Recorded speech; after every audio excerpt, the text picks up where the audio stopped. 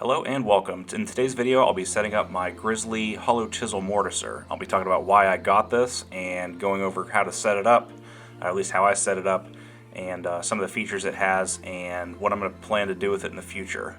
If you find any of this helpful during this video, please do subscribe to my channel. It would really help me out. And likes and comments if you have any questions or comments on what I did or how you use one or why you do or don't have one, please leave those below. As you'll see, the setup for this was pretty straightforward. Came right out of the box. Had a couple issues with how it arrived, but nothing that causes any issues to the actual use of the machine, so I wasn't going to bother sending it back. You'll see that in just a minute. Just cosmetic damage.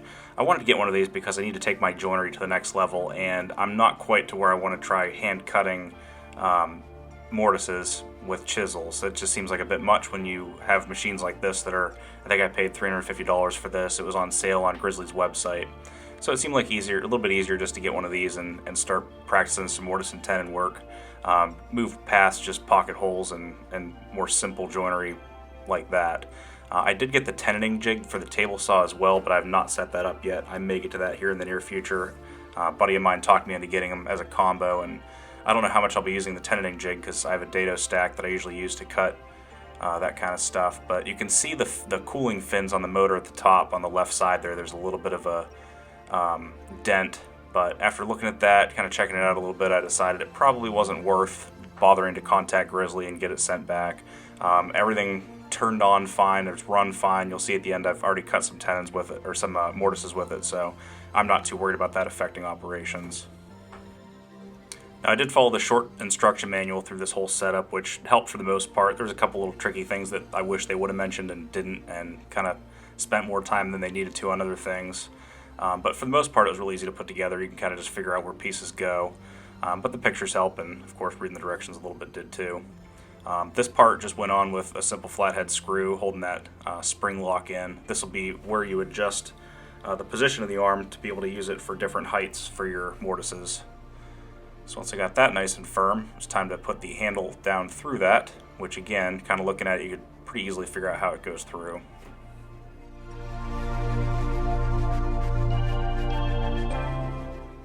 This little black collar on the right vertical piece will be used to control how deep your mortises are being cut, so you can set that up and down the sides. And it took me a minute, I'll be honest, to figure out why I couldn't pull the handle down until I saw this big chunk of plywood that was stuck in there. So once I got that out of there, I could get the whole range of motion and figure out how it actually works. The next step was to attach the sacrificial base plate. I was a little bit disappointed for even a benchtop mortiser that this wasn't a very big work surface. As you'll see, there's a foot that holds your workpiece in place, because as you're releasing the mortising chisel out, that's all, it's going to pull the workpiece up. So there is a boot that holds it in place, and with that it kind of helps clamp it a little bit too, but I wish the surface was a little bit bigger, so I may end up replacing this with a little bit bigger piece of MDF in the future. But once that was on with just 2 quick screws, it was time to install the fence, which goes straight back on through that hole in the back.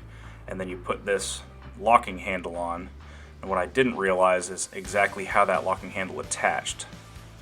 There's a screw at the top that holds everything in place, but it's just popped in there. It doesn't actually connect all the way down through, and when I pulled that out, that tiny little piece shot across the shop, and I actually made my first couple cuts without that little screw in the top, because it took me about a week to find that. After I looked all over the shop for about 10 minutes for that piece at the time, I then moved on to the micro adjust that goes across the fence rail in the back, and that allows you to hold the fence exactly in place. And I actually forgot this was here at first, and as you'll see at the end of the video when I'm cutting the mortise, it really comes in handy trying to get it exactly centered, or where you want the center of that mortise to be. So handy piece to have, and installs pretty easily. You can move it as you need to as well, but it seems like I got it in the right spot at the right time, or the first time. And then it was time for that boot I was talking about that holds your workpiece down. Now while I'm installing that, if you look close, you can see the fence is not really square to the sacrificial fence, and the sacrificial fence is square. So another kind of flag for me that this might not be the absolute top end product. In fact, it's probably the cheapest mortiser I could find, just to get myself started out. But the reality is that fence does not need to be square, because all that matters is that your square chisel is, square to the fence. Try to say square about 20 more times there real quick. But those are the only two pieces that need to be aligned with each other. Otherwise, your fence can be as crooked as it is, and mine is pretty crooked. Then I had to loosen that shield collar that holds it to the machine and move that up a little bit out of the way so I can get this bolt in that holds the chisel in place. After that, this comes with this handy little rack, which was kind of a convenient feature that I was surprised at this price point. I mean, I guess it's not an expensive piece, but it was nice to have.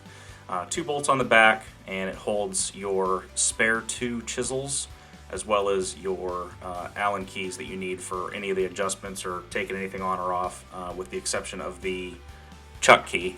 So it holds all that in place, as well as, speaking of the sizes of chisels, this came with a 1/4 inch chisel, a 3/8 chisel, and a 1/2 inch chisel. So I put the 3/8 in because, for the most part I'll be working with 3/4 to 4/4 stock. So that seemed like a good size to have in for most of my work, and I'll probably leave that in there for a while and not really mess with too much. But I can see how the other 2 sizes would be, come in handy if you're working with much larger or much smaller stock. So there's a lot of good videos out there about how to install these and get them right. Biggest tip I can give is make sure you cover the tip of that bit with something. I'm just using a spare rag because it is pretty sharp. So you want to push the chisel all the way in and then have the actual auger bit that's inside the chisel a little bit loose at the bottom because you don't want them scraping as it turns. So you just want, maybe a millimeter or a 64th of an inch there, just that they have clearance, to make sure that they're not scraping and overheating and, causing damage to those bits over time. As I mentioned before, one of the biggest components of getting this set up and ready to use is to make sure that that square bit is square to your fence. You want to make sure it's not canted at an angle, or your mortises will, be all out of alignment and it'll look like a bunch of different squares instead of a rectangle when you're done.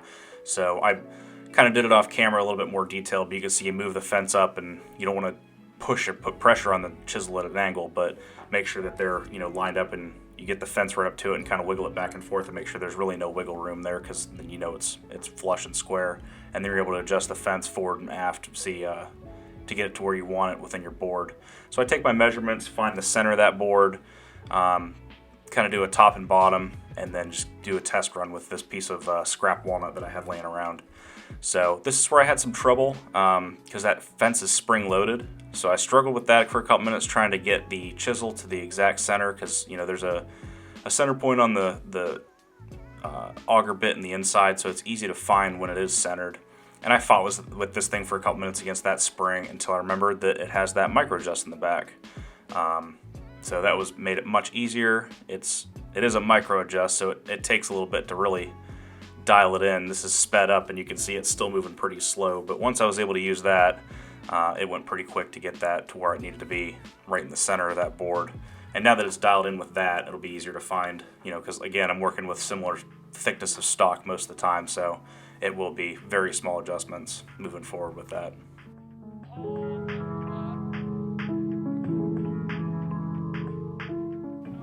I set that depth stop collar on the right real quick. It was approximate. I'm not trying to be too precise with this because, again, it's just a test cut to see how everything's working. Put the chip shield back down, and I'm ready to start cutting in.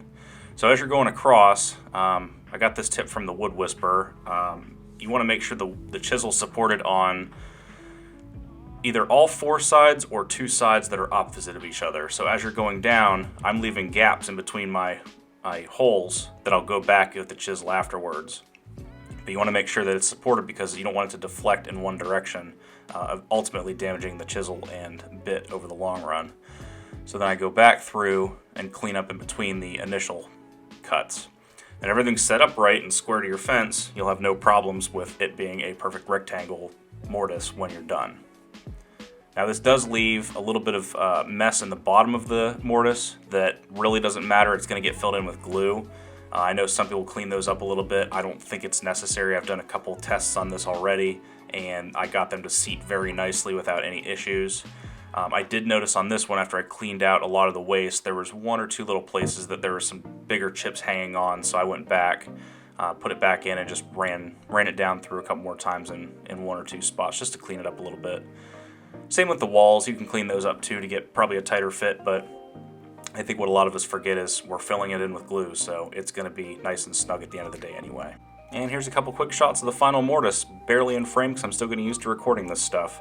But overall, I think this tool is really useful. For bang for the buck, I think it's going to be giving me a lot of use for quite a long time as I get used to mortise and tenons. And really, I think this is a cheap and easy entry-level way of getting used to actual traditional mortise and tenons, even if they're not cut all by hand. I think this is a great opportunity to get into more advanced and professional joinery, and I recommend you give it a shot.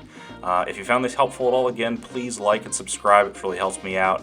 And thanks for following along. I hope you enjoyed this.